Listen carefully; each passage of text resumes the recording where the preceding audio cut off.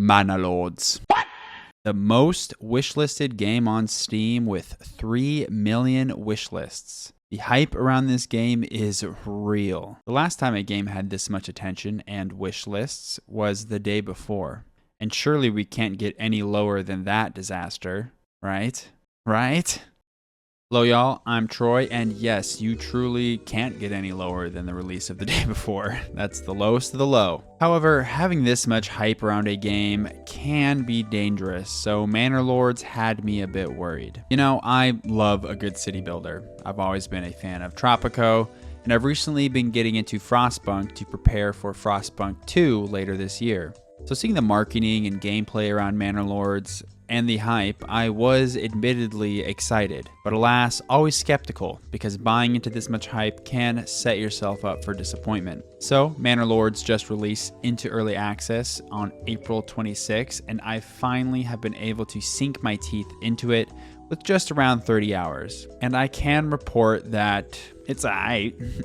This is not one of those early access games where pretty much the whole game is released and it just needs a little bit of polishing. No, this is very much early access. This game feels incomplete and there really isn't a ton of content here. However, what is here is very promising and exciting, and I will definitely be following this game and its one developer to see where it ends up. I say one developer, but this is kind of misleading. He did outsource a lot of work, but the entire game's vision and a ton of the work is done by one guy. So with that in mind, what's here is very impressive. Now, this won't be a full review because, well, this isn't a full game. I'm just gonna go ahead and give a quick breakdown on what's currently here, what I liked and what I didn't like, and just let you know if I believe the game in its current state is worth the price of admission. Manor Lords is currently on sale for $30 for 2 weeks to kind of kick off this early access period, but the full price is $40. I do also want to mention that Manor Lords is on Game Pass, so, you know, anything's kind of worth it on Game Pass. If it piques your interest at all, you might as well check it out. So let's just go ahead and dive straight in. So what the fuck exactly is Manor Lords? There has been like a fair amount of confusion around this, and the developer actually had to release a statement to sort of reel in expectations before launch. People were saying, oh, it's the next Total War killer, it's the next real-time strategy game, oh, it's going to rival Paradox. None of that is true. Manor Lords is a city builder that takes place somewhere in 14th century medieval Europe and never actually specifies where. And you assume the role of a new start feudal lord with the goal of expanding your influence and domain. You'll start by taking a single, unassuming hamlet and growing it into a bustling town, while also absorbing other areas of land around you to then develop multiple towns across the map. And you can expand your domain in a few different ways, and one is through winning armed conflicts with your military. So yes, there is real-time battles here, similar to Total War, but these are very few and far between, happening only in the mid to late game, and maybe only, a handful of times. Manor Lords is a city builder first and foremost, with some very light RTS battles. However, I do believe the RTS side will get fleshed out more in the future. So that is a very brief rundown of Manor Lords. Now I'm sure asking, Troy, how does this actually all play out? The bones of Manor Lords is great. We are just missing some of the flesh, some of that delicious flesh. What? What the fuck? Manor Lords is, dare I say it, very realistic in a good way. The simulation aspects of it are top notch. For one, its graphics are beautiful. I don't think I've ever seen a city builder with such a high level of detail. Even when you really zoom in and go into the Lord mode or whatever, and you kind of walk around your village, Manor Lords is still a looker. The density of the foliage, the way the rain and snow affect the buildings, the way your villager picks up a sack of malt and trods across your village to the brewery. It all comes together quite nicely. Manor Lords truly honors the time period with its photorealism, but also with its economic systems and simulations. Building an effective city is both challenging but also intuitive. Want to build a new dwelling for your villagers? Well, you'll need the timber. You'll also need an ox to carry that timber from your logging site to your build site. Then you'll also need some townspeople that aren't currently assigned to a job to actually build.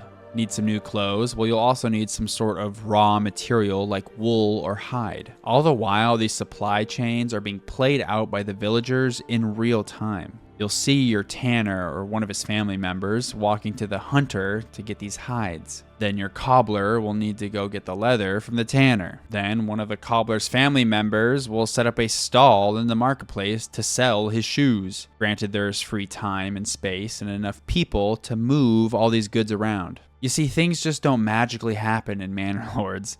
Buildings aren't just popped up and goods aren't just teleported to the void in exchange for income. Everything is deliberate and realistic. These supply chains are fragile, and so getting a good city up and running can be difficult as you need to ensure everything is constantly running smoothly. It's an extremely addictive and rewarding gameplay loop. In my very first town, everything was going smoothly, but as I grew a little too rapidly, I started to run into food issues, and my villagers almost starved. It wasn't until year 3 when I finally understood the intricacies of farming, which includes crop rotation, soil fertility, and of course, these fragile supply chains. Finally, I could stop importing extra bread and actually began to sell it. My villagers got rich, and now I have a thriving, well-protected farming village. The simulation and economic parts of Manor Lords I just really enjoyed. The pacing can be slow at times, with like the normal speed honestly taking forever to get through. I almost never paused, and when I did need to slow things down, I just kept it on play. But in this regards, Manor Lords is forgiving. Manor Lords really stands out in the genre because a lot of its industries are cyclical or seasonal. In most city builders, you'll stock a building with the workers and you move on with your life, barely ever going back to reassign them.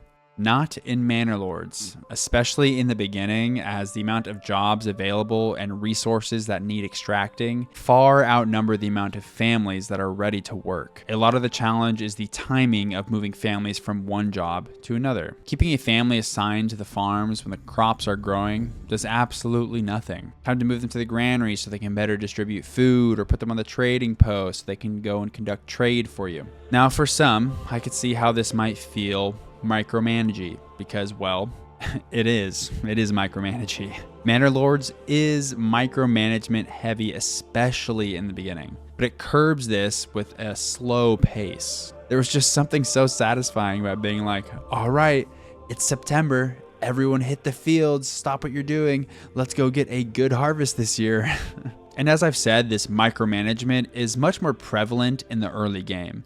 Eventually, you do get enough families where you can sort of keep a village running more or less on its own. And that is very satisfying in itself. Now, looking outside of this addictive gameplay loop, this is where Manor Lords becomes real hard for me to recommend in its current state, because there just simply isn't enough content here. Once you sort of built up your first town and maybe started managing multiple at once and won a few battles, that's all there really is to see at the moment. There's only one map. Each starting location starts with the same resources, but 1 or 2 are considered rich deposits. So sure, you can have one town specialize in one resource. Say this town produces a lot of stone, while this one over here has a lot of iron. But ultimately, you're implementing the same strategies over and over to get ahead and extracting the same resources in each town. Especially because once you get to a certain size and efficiency, you just sort of steamroll everything and can build anything you want. Each zone does have different farming potential, so that does kind of create an interesting dynamic where initially I had to import barley to make ale, but now can just trade with the next town over for free. Outside of farming, it's just all kind of the same, and even the farming, there's only a few crops you can grow. There just isn't enough general diversity to create any sort of meaningful differences between towns and playthroughs. There's a limited amount of buildings, resources, and industries your towns can engage in. There's no internal politics, religion, or tourism. Sure, you can build churches, but that's just to make everyone happy. There needs to be something else to shake things up here. Perhaps certain unhappy peasants could break the law, or maybe they will ask their lord for a favor and you must make certain decisions on their fates. And sure, there is the external threat of bandits and other lords, but I'll get to that a little bit later. There's the development and policy skill tree, or rather bush, which allows you to further develop and tailor each individual town. But this is only halfway done. I mean, the policy is even like a fourth of the way done. There's a lot missing here. Also, livestock. There definitely seems to be like there should be more options available here, and I'm sure there will be in the future. Hell, you can even see lamb present, but the picture is just a gray box. There's also a severe lack of information presented to you, which is very much needed in a complex city builder. No spreadsheets, no economy information, seeing breakdowns of your imports and exports, or where your families are assigned. The help screen is extremely bare bones. Again, I'm assuming this is going to be brought in at some point, but yeah, right now there's just a lot of big missing parts. And all right, now I'm going to touch quickly on the combat, which is actually more fleshed out than I thought it would be. And when it does happen, I really enjoyed it. You can hire mercenaries, which are pretty straightforward. They are expensive, but come pre-equipped with weapons and armor. Alternatively, you can raise a militia, which are actually mustered from the men in your town. These men will need to collect the individual weapons, whether it be a sword, a bow, or a shield, or whatever, depending on the militia type you are attempting to muster. Then they will go on with their daily tasks until you rally them in the event you are being attacked or doing the attacking. Seeing an incoming raiding party, then calling the men of your village to arms is quite an awesome feeling. Watching them run from their fields to their homes to grab their weapons, kissing their wives goodbye. Just kidding, you don't actually see that, but that's what I imagine in my head. As the church bells ring an alarm, then when the battle plays out, each man that falls hurts because shit, that's another pair of hands you've lost to collect the harvest or run a stall. Not my boy Cunt. Also, I have to mention there's a ridiculous amount of dudes, and even I saw a horse named Cunts. Cunts with a Z. I don't know if that was a medieval name or what, or the developers just being cheeky, but there's a lot of cunts in this game. And controlling the battles is surprisingly deep. There are quite a lot of features here that you'd expect in, say, a Total War game. Men can be ordered to push forward or fall back. They can retreat or disband. However, the battles never got that big or complicated enough for me to utilize them. Also, the variety of units is severely lacking. Really, there's only bow, spear, and sword. But again, I'd expect once Manor Lords to be fleshed out more, that there will be much bigger battles and a lot more here to play with.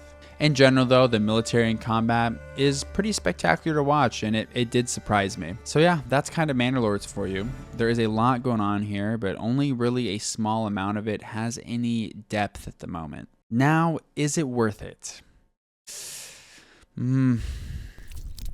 That's tough for me because I really enjoyed playing Manor Lords, but in its current state, it really feels like a demo or even like a tech demo. It feels very incomplete, and that's to be expected because it's an early access, and the developer is not being misleading about this or any of the sorts. It says early access all over this game. But I would say Manor Lords is really only worth it if you really believe in this developer and want to support him. The foundation laid here is great, and I see the massive potential in this title, but I can't recommend you go out and buy it right now for $30, and especially for the full $40. With city builders, you really expect a very deep game that you can really sink your teeth into for hundreds of hours. I'd say here, after about 25 to 30-ish, you've really all seen there is.